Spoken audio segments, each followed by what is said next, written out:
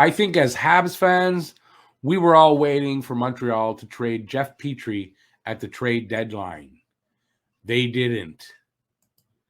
But it seems that they came close. And that deal that didn't happen may still be on the table. I'll tell you all about it in this video. Hey everybody, I'm Rick. Welcome to Talking Habs, where you get your daily fix of Bleu Blanc Rouge. With the 2022 NHL trade deadline well over 1 week in the past, we are unlikely to see any or even too many or even any further trades before the season ends. Having said that, though, there was a minor trade like a few days ago. Any players traded post-deadline are not eligible to play in any postseason games. So, playoff-bound teams would not be helped in the playoffs by any newly acquired players. Playoff-bound teams will not be making any trades the rest of the way. I think that's safe to say. What about non-playoff teams? What's to stop them from making any trades? Nothing. With that in mind, here comes the news, and this is confirmed by writer Eric Engels of Sportsnet, that the Montreal Canadiens and the Philadelphia Flyers have come to an agreement on the foundation of a trade involving defenseman Jeff Petry heading Philadelphia's way. It's an agreement that they weren't able to fully hash out to a trade by the deadline, but still have on the table. That needs to have some important details worked out before they can shake hands on a deal. It's a deal that could possibly be worked out before the end of the season because neither team will be seeing any postseason action, so it doesn't really matter. It could also need more time to get worked out, like during the offseason, or it might never get worked out. The deal involves Montreal sending Jeff Petry to Philadelphia in exchange for winger James Van Riemsdyk and a prospect. Now, Petry has 3 years at $6.25 million AAV remaining on his deal. He signed a year and a half ago with GM Marc Bergevin. JVR, that's Van Riemsdyk, has 1 year left at $7 million. A couple other problems to work out, apparently, is the possible retained salary on Petry. Hughes, our GM, has said he'd like to not have to retain salary on any player with term. So that's an issue. Another issue is the prospect coming back to Montreal. Philadelphia was also on Petry's 15-team no-trade list.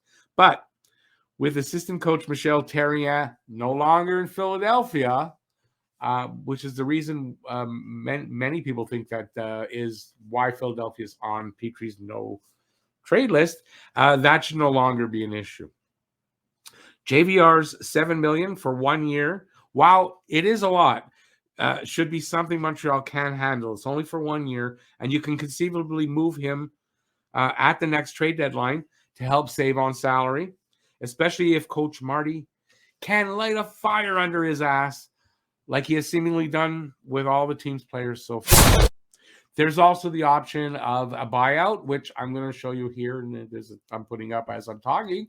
I don't know that that's 100% what you want to do, but I mean, that's an option. You could also buy him out.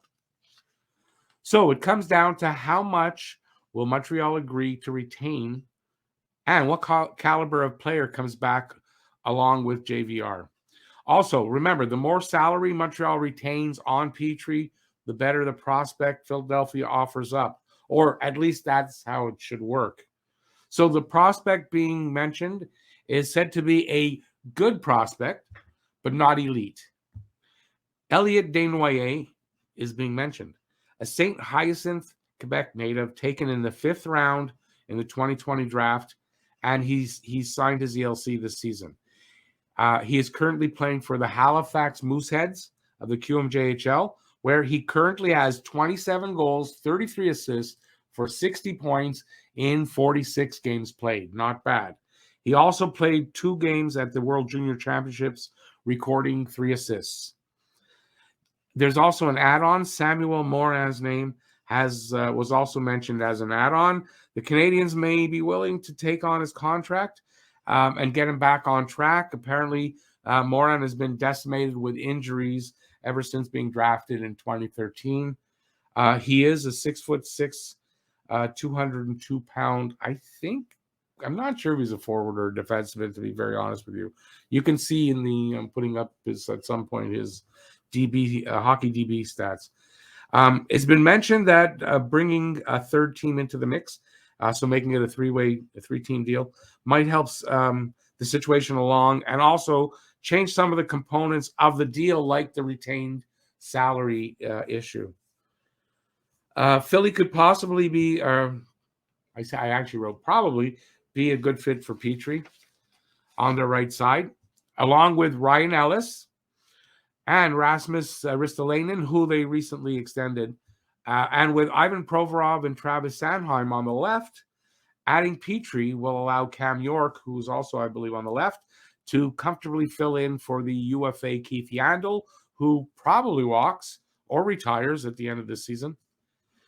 In the end, this deal could come down to Petry moving Philly from his no trade list to his yes please list, and if that's the case, maybe this deal actually does happen at some point before the start of next season. So I hope you all like this video. If you did, please give a thumbs up. I appreciate that. Let me know what you think in the comment section.